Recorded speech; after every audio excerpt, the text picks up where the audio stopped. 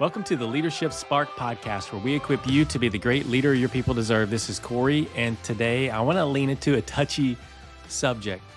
And if we're honest with ourselves, we all find ourselves in a situation at some point. But I want to talk about today, how do you lead a team that knows more than you do?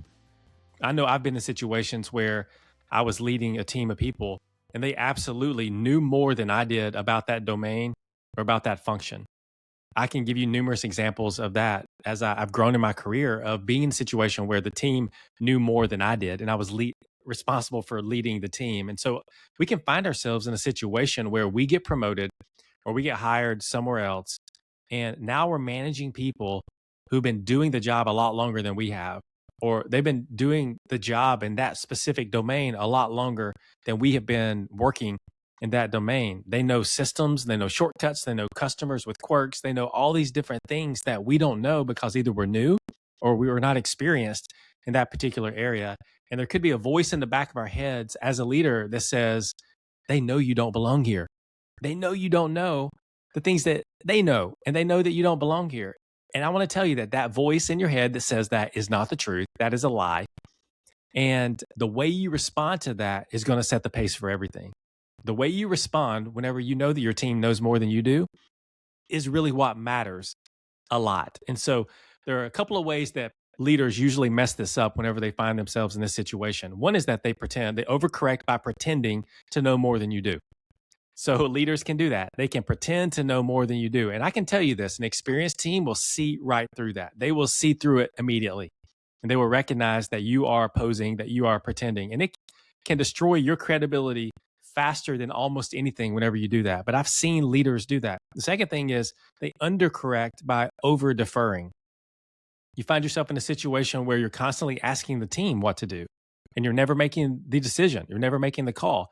It feels humble to do that, but it reads as weak to your team if you are consistently doing that, because your team needs a leader. They don't need another peer. They may not need you to know as much as they do. They need you to lead and to make decisions, to remove obstacles, to help them be successful. That's why you are the leader. And so both extremes send the same message that I'm not sure I should be here if you are under or over correcting. But there is a third way that I want to share with you. And the third way is this. It's to lead with questions. One of the most powerful things you can do when you're leading, when other people know more than you do, is to be curious, is to ask questions. And here's how you can ask questions without losing your authority or credibility. You can ask with intent, not insecurity. An example of that would be, walk me through how this usually works. I don't know how this works, but walk me through how this usually works versus, I don't know, what should we do? That's a very different tone whenever you ask that question. You're gathering intelligence when you ask, walk me through how this usually works, instead of confessing ignorance. And so that's important. So ask with intent, not insecurity. Acknowledge expertise directly. Hey, you've been doing this a lot longer than I have. Somebody on your team. I want to understand your perspective before I make a call. I want to bring you into this. I want to understand your perspective because I acknowledge that you have been doing this a lot longer than I have. This isn't weakness to ask this question. It's how smart managers build trust with the team by bringing them in and acknowledging expertise directly. The third is make a call.